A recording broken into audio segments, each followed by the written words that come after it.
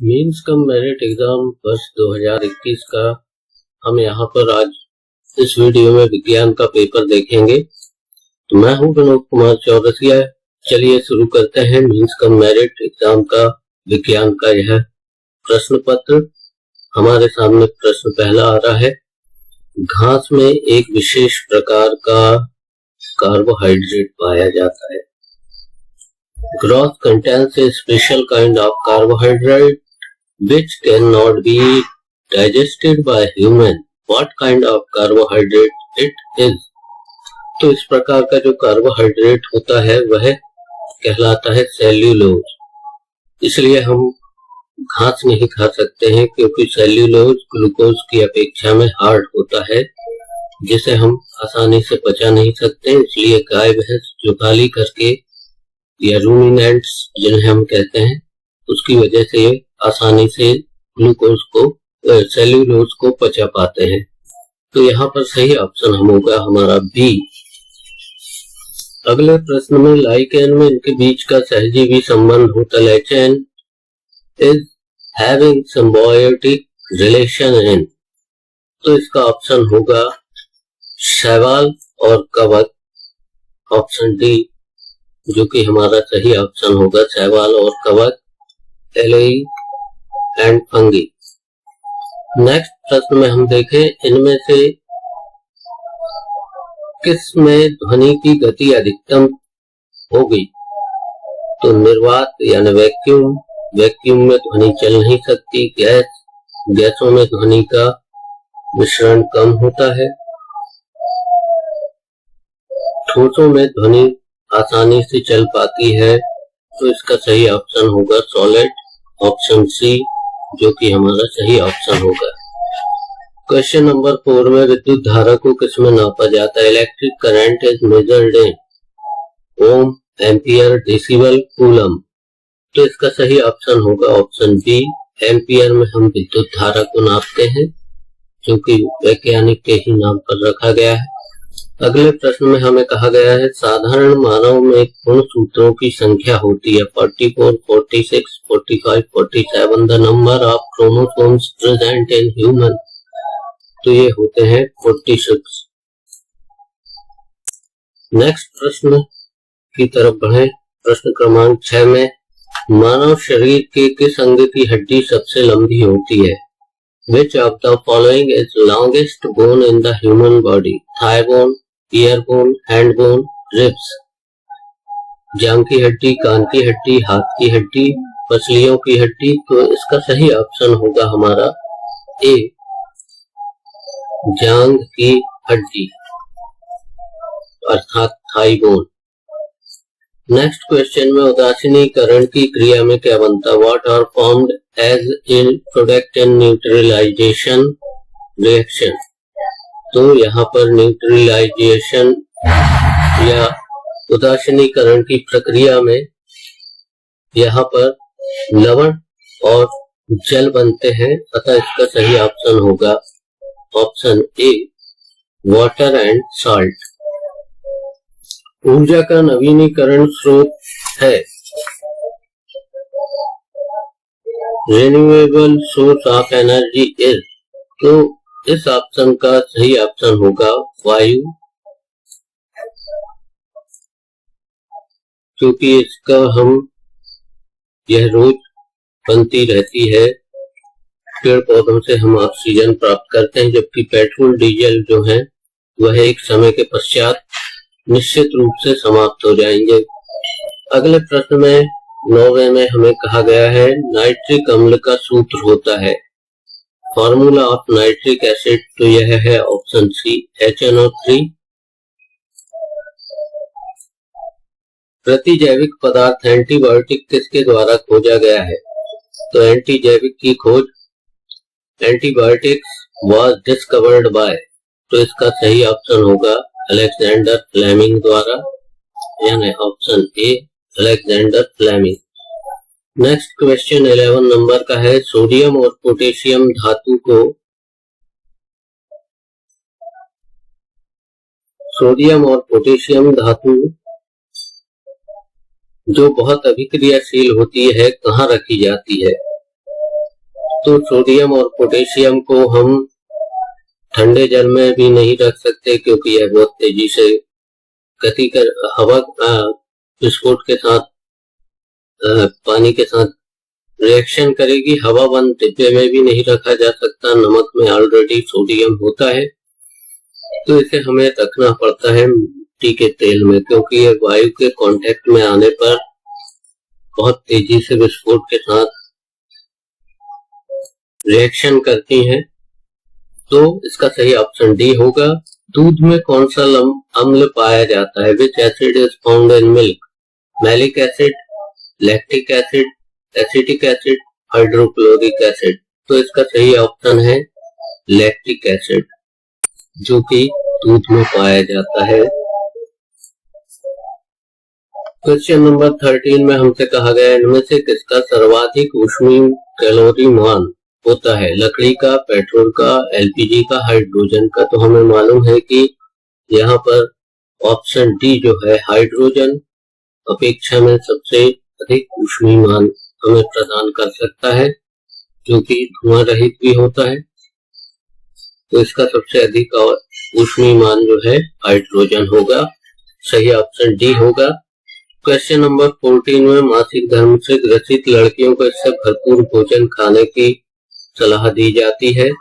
तो इसका सही ऑप्शन होगा fat, protein, phosphorus and iodine, iron and calcium. तो इसका सही ऑप्शन हमें ऑप्शन डी चुनना चाहिए, लौह तत्व और कैल्शियम,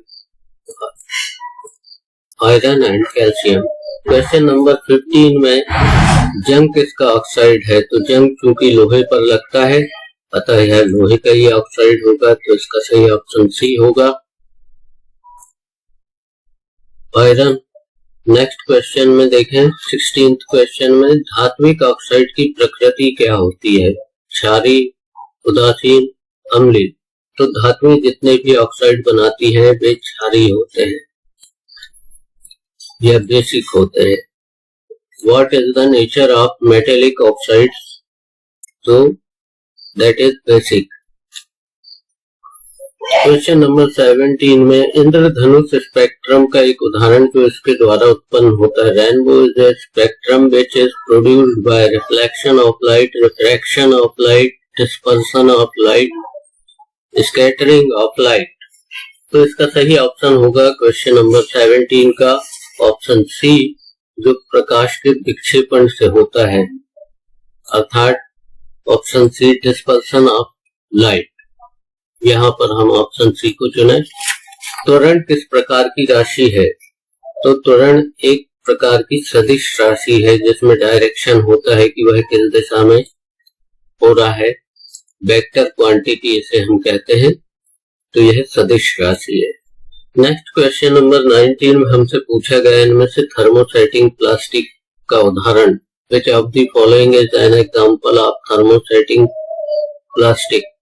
तो इसका सही ऑप्शन होगा बेकेलाइट, जिसके हमारे घरों में बटन, जो इलेक्ट्रिक बोर्ड के बटन्स वगैरह होते हैं, स्विचेस होते हैं, वो बनाए जाते हैं। तो बेकेलाइट, इसकी कुर्सियां, चेयर, फर्नीचर भी बनता है। तो सही ऑप्शन इसे बेकेलाइट चुने। क्वेश्चन नंबर 20 में वायुमंडल में मुख्यतः कार्बन डाइऑक्साइड प्राप्त करते हैं, वह है जड़, तना, पुष्प, पत्तियां। तो श्योर है कि इसका ऑप्शन डी होगा, क्योंकि पत्तियां ही पौधों के लिए भोजन बनाती हैं, अतः कार्बन डाइऑक्साइड का अवशोषण उनके द्वारा ही किया जाएगा। क्वेश्चन नंबर 21 में बुझा हुआ चूना होता है, स्लैक्ड लाइम इज। तो यह होता है ऑप्शन डी कैल्शियम हाइड्रोक्साइड, जिसे हम कहते हैं चूने का पानी, या CaOH होल ट्वाइस इसका सही ऑप्शन होगा। नेक्स्ट क्वेश्चन 22 में हमसे कहा गया है कि एक विद्यार्थी जो कि अंतिम बेंच पर बैठा है और उसे ब्लैक बोर्ड श्याम पट पर देखने पर स्पष्ट दिखाई नहीं देता, परंतु वह जब सामने बैठता है तो आसानी से देख रहा है, वह किस दोष का परिणाम है?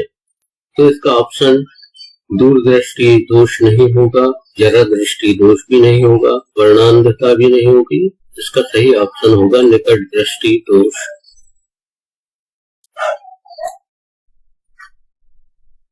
इसे हम इंग्लिश में मायोपिया बोलते हैं। पादप जगत और जंतु वर्ग की वो प्रजातियां जो केवल किसी विशेष क्षेत्र में पाई जाती, those species of plants and animals which are found exclusively in particular area, तो इन्हें हम स्थानिक प्रजातियां कहते हैं जो कि किसी विशेष क्षेत्र में पाई जाती हैं। एंडेंजर्ड की जगह इन्हें हम एंडेमिक स्पीशीज कहते हैं जो कि किसी स्थान विशेष के अलावा दूसरी जगहों पर नहीं पाई जाती है, जैसे बर्फीला भालू सिर्फ बर्फीले स्थानों पर ही प्राप्त मिलता है। क्वेश्चन नंबर 24 में कौन सी गैसें अम्लीय वर्षा के लिए जिम्मेदार हैं? Which gases are responsible for acid rain? तो यहाँ पर इसका सही ऑप्शन ए ही है। सल्फर डाइऑक्साइड और नाइट्रोजन डाइऑक्साइड गैसें ऐसी हैं जो अम्लीय वर्षा के लिए जिम्मेदार हैं, जो कि मिलकर वायु के साथ वायुमंडल की नमी और वायु के साथ मिलकर के नाइट्रिक एसिड और सल्फ्यूरिक एसिड बनाती है। तो इसका सही ऑप्शन ए होगा। क्वेश्चन नंबर 25 में नियत चाल से गति करने वाली वस्तु का दूरी समय ग्राफ होता है। Distance time graph for the motion of an object moving with the constant speed. ये स्ट्रेट लाइन होता है क्योंकि कांस्टेंट नियत चाल से जो वस्तु गति कर रही हो या कार चल रही हो तो वो पहले घंटे में जितनी चलेगी उतनी ही दूसरे घंटे में भी दूरी चलेगी। तो इसका सही ऑप्शन ए होगा। नेक्स्ट क्वेश्चन नंबर 26 पर आए तो 26 के क्वेश्चन पर हमसे कहा गया भूकंप की तीव्रता किस पर मापी जाती है? मीटर पैमाने पे, थर्मोमीटर स्केल पर, रिक्टर पैमाने पर या इनमें से कोई नहीं। तो इसका सही ऑप्शन जो होगा वह होगा रिक्टर या रिचर स्केल जिसे हम कहते हैं, या रिक्टर स्केल भी कहा जाता है। तो इसका सही ऑप्शन सी होगा।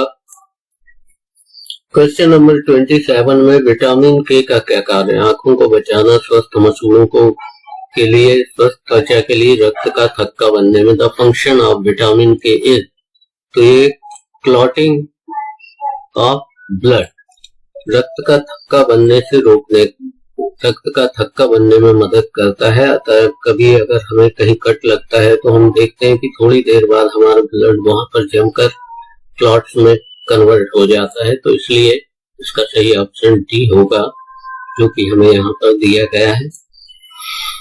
डीएनए की क्रियात्मक इकाई, functional unit of A DNA is, तो इसका सही ऑप्शन बी होगा जो कि जीन है, जिसकी सहायता से हम आनुवंशिकता का पता करते हैं।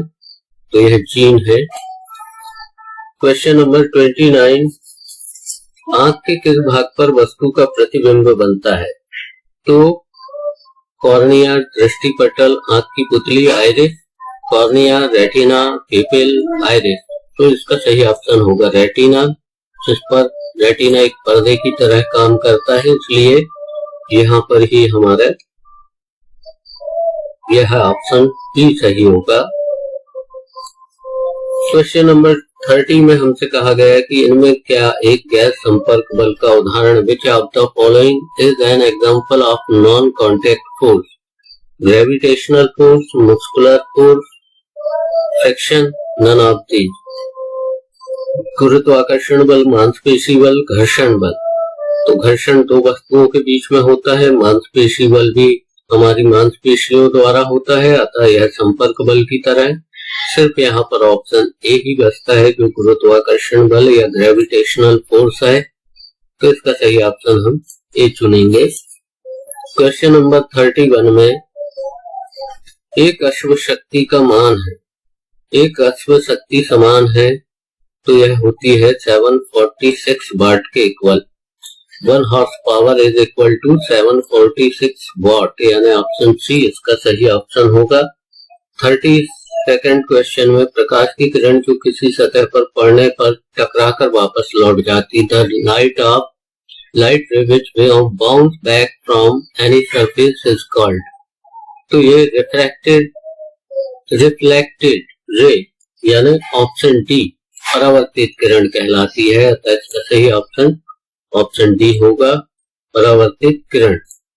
क्वेश्चन नंबर 33 में नाभिकीय क्रियाओं में किसका उपयोग ईंधन के रूप में किया जाता है? तो यहाँ पर ऑक्सीजन ईंधन के रूप में उपयोग नहीं किया जाता है। इसका यह सिर्फ दहन में सहायक है, जलने में सहायक होती। कैल्शियम जलती नहीं है, लोहा भी जलता नहीं है, इसलिए जो फ्यूल के रूप में उपयोग किया जाएगा वह यूरेनियम है, जो कि एक रेडियो एक्टिव पदार्थ है, एलिमेंट है, सब्सटेंस है। क्वेश्चन नंबर 34 में धातु के तार में विद्युत धारा का प्रवाह किसके कारण होता है?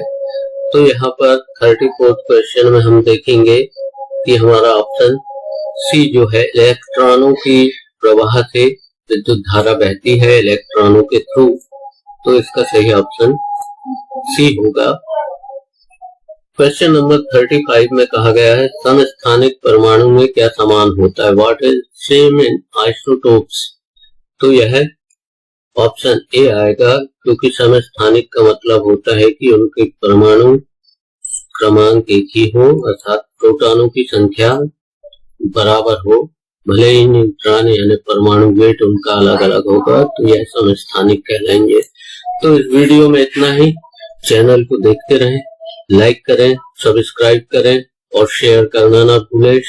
सब्सक्राइब अवश्य कर लें ताकि आपको अगले और सामाजिक विज्ञान, गणित और मेंटल एबिलिटी टेस्ट जो कि मींस कम मेरिट परीक्षाओं में पूछे जाते हैं, उनके हम वीडियो आप तक पहुंचाने का प्रयास कर रहे हैं। तब तक के लिए thanks for watching and share and subscribe.